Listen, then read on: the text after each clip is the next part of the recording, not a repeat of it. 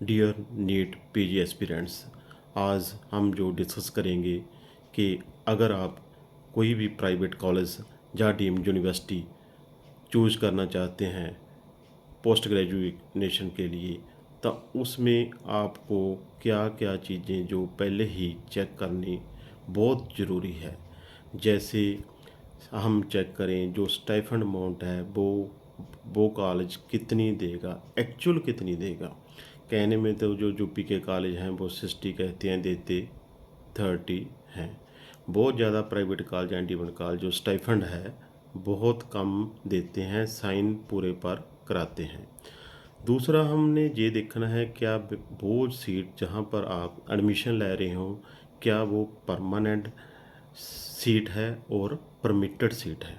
जो permitted seat है उसके कई डिसएडवांटेज हैं। तीसरा हमने देखना है क्या जो कॉलेज है या वो डीम्ड यूनिवर्सिटी है, न्यू है, ओल्ड है, पुरानी है।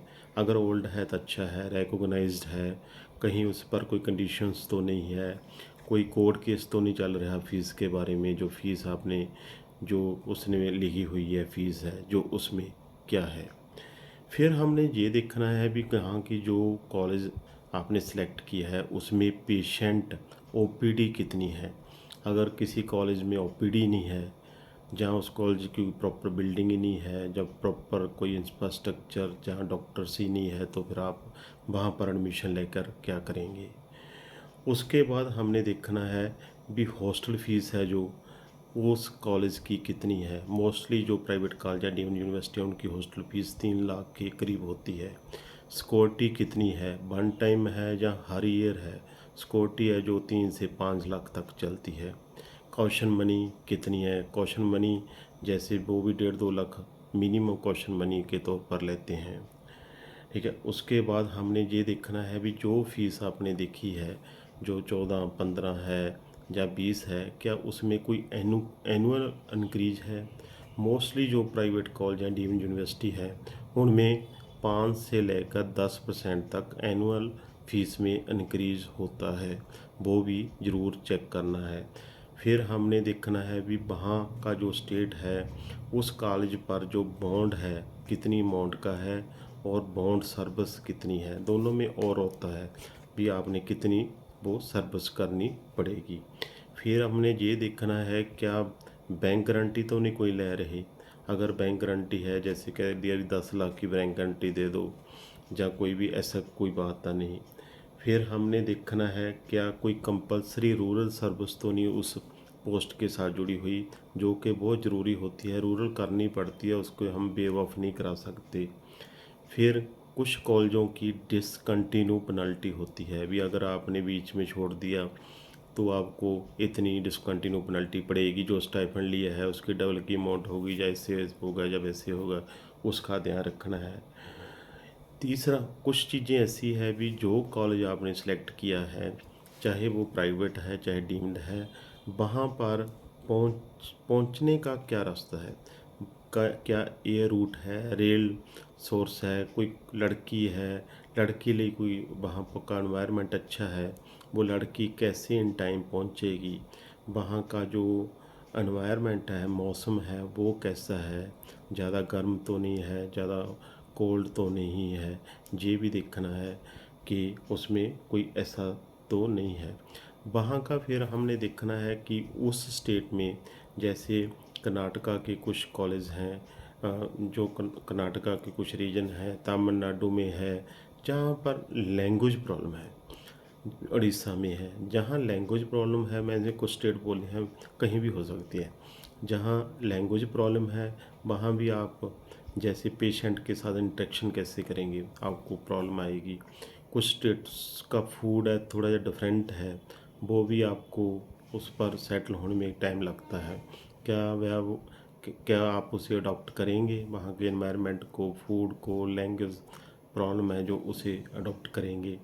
फिर हमने कुछ चीज़ें और नोट की है जैसे फूड, बैंक गारंटी होगी, एनुअली इंक्रीज़ हो गया।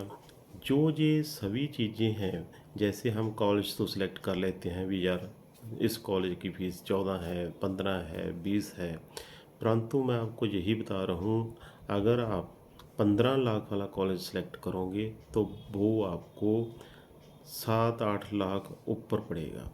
अगर 20 वाला सेलेक्ट करेंगे तो 30 के करीब पड़ेगा, 15 वाला 20-22-23 के करीब पड़ेगा, क्योंकि उसमें हॉस्टल चार्ज बड़े हैं, उसमें और चार्जेस, हिडन चार्जेस काफ़ी होते हैं।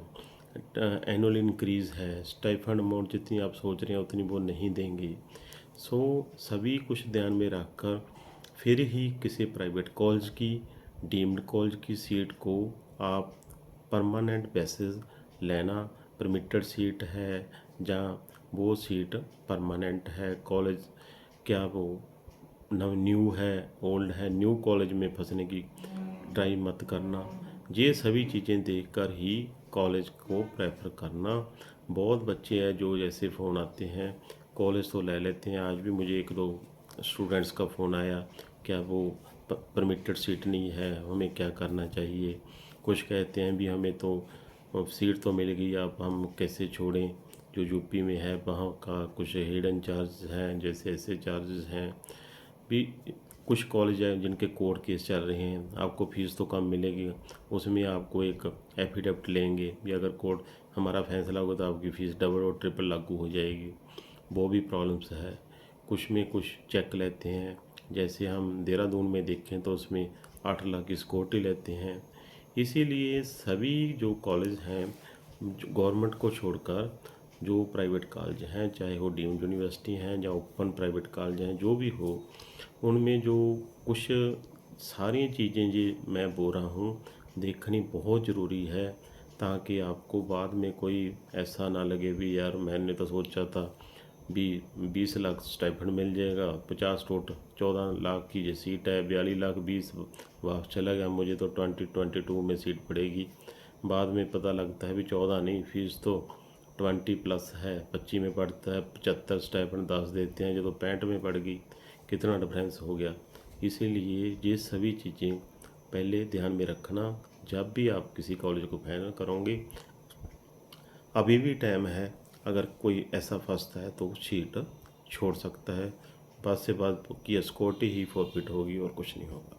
इसीलिए मेरी वीडियो को शेयर करते रहना, लाइक करते रहना, सब्सक्राइब करना, ताकि मैं आपकी इस तरह ही सेवा करता रहूं। Thank you.